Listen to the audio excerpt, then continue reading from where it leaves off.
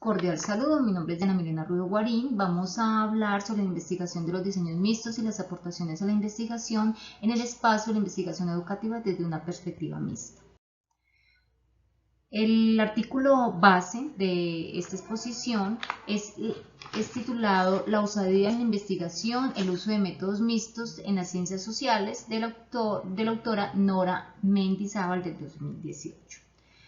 Este artículo lo que busca, o la idea central pues, del artículo, es que establece que los métodos mixtos no son solo una suma de las técnicas cualitativas y cuantitativas, sino que lo que buscan es una integración real para entender su valor, porque al entender el valor entendemos cómo se pueden combinar no solamente los modelos, sino las perspectivas, las teorías, los datos que se arrojan con las técnicas de cada uno de los modelos, cómo se pueden analizar los dos para comprender mejor el fenómeno, y en este caso llamados fenómenos densos. Una de las características de los métodos mixtos es el eclectismo metodológico, el pluralismo pragmático, la centralidad, la combinación y el rechazo.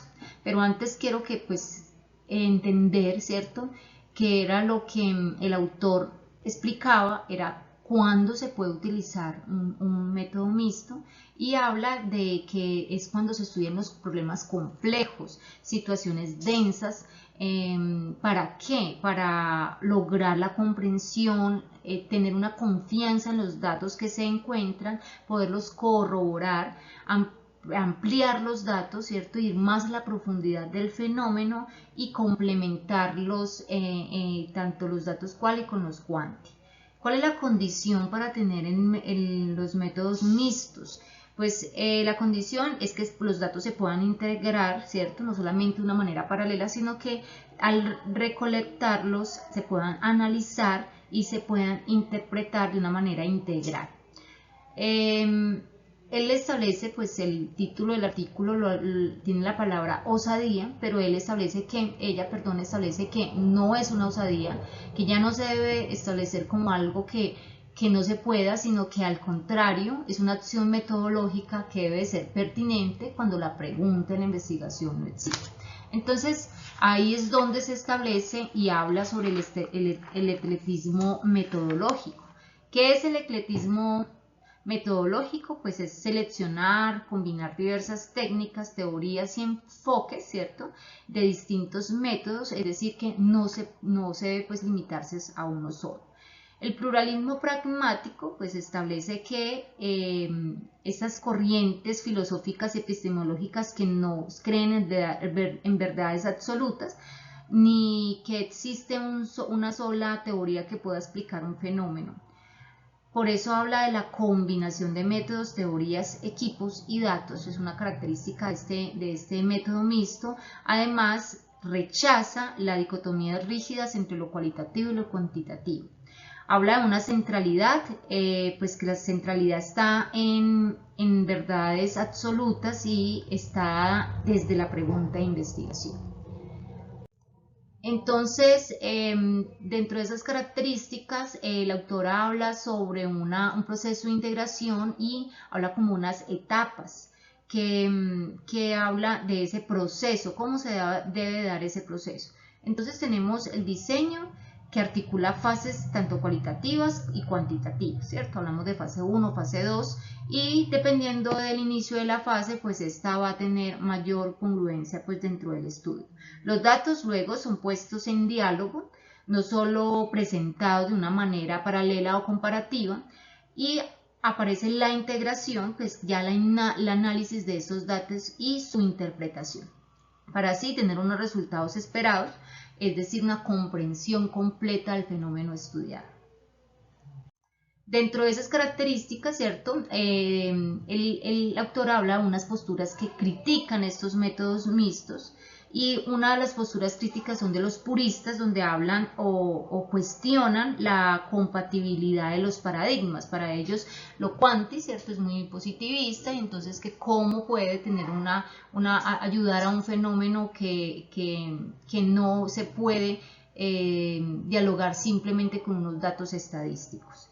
Desin habla sobre o criticó pues el uso de propositivista de los métodos mixtos, lo critica constantemente, dice que no lo establece como algo que se deba hacer constantemente, ¿no? Y Flick habla o define la triangulación como un método reflexivo, habla pues del método mixto como de aquel espacio que permite la triangulación. Aunque estas son tres posturas, el debate sigue abierto, es un debate constante porque pues se tiende a criticar un poco este método mixto. En otra parte, pues la autora establece estas aportaciones que hace el método mixto para los investigadores, y es que permite la corroboración de los datos, la amplitud de la muestra del fenómeno estudiado es mayor y permite no solamente tener una visión cuanti, sino al tener la visión quali se dice que es un fenómeno más estudiado de manera profunda. El desarrollo de las técnicas pueden ser amplias, lo que me permite tener otras visiones, ¿cierto? Y pues él recomienda pues que se debe tener muy en cuenta el diseño, saber cuál es la fase 1, cuál es la fase 2, por qué es la fase 1, por qué se inicia con cuante, por qué se inicia con cual. Por eso habla de una lógica de uso recomendada, donde dice, pues primero se debe tener el problema, que es un problema denso, complejo. Habla de una pregunta, la pregunta debe de ser concreta, una pregunta que no se pueda responder fácilmente desde un modelo solamente, sino que necesite de los dos. Se establece el diseño de las fases, de las fases y el diagrama como lo presentan algunos autores de fase 1, fase 2, cuáles serían allí, y la integración de los modelos cuanti y quali, ¿cierto?, para tomar la comprensión y acción de estos que me arrojan estos datos.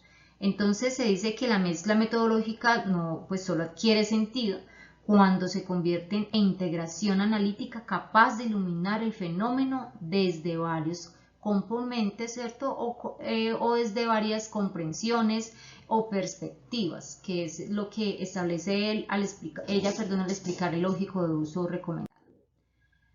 Finalmente, entonces tenemos diferentes conclusiones. Una de ellas es que usar métodos mixtos pues requiere una pregunta que lo justifique, un diseño explícito y un momento claro de integración. ¿Cuándo es que debo integrar ya estos datos, cierto? Y por qué debo de tener claro en el diseño por qué necesito de las dos fases.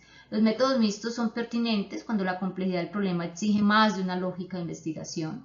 Su aporte no depende de acumular técnicas, sino de integrar datos, perspectivas, resultados en una interpretación coherente. La triangulación constituye un antecedente clave, pero el movimiento de los métodos mixtos amplía la discusión hacia diseños, paradigmas y notación.